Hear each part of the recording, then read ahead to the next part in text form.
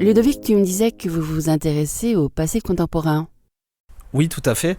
Ce qui va être vraiment la thématique de patrimoine, d'histoire, qui va être vraiment au cœur de l'association, ça va être celle qui émerge des habitants. Donc assez naturellement, on va aller vers des patrimoines qui sont intimes, qui sont de l'ordre de la mémoire, et du coup qui ont été vécus par les habitants qui témoignent ou qui en ont entendu parler de par leur famille. Donc on va s'orienter vers des patrimoines populaires, assez contemporains. On a plusieurs parcours qui sont en place, qui peuvent être visités dès à présent par n'importe quel Toulousain ou touriste de passage.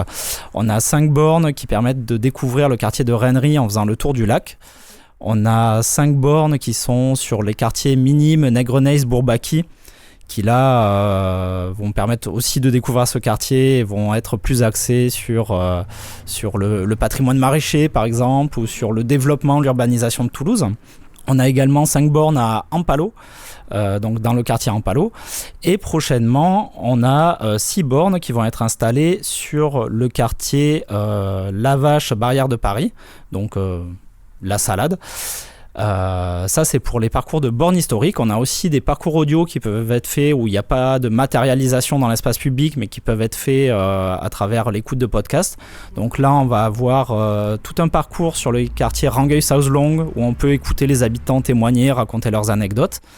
Et la même chose concernant le quartier Arnaud-Bernard, avec une dizaine, je crois, de podcasts qui permettent de découvrir certains points de ce quartier et toute l'histoire, la riche histoire de ce quartier.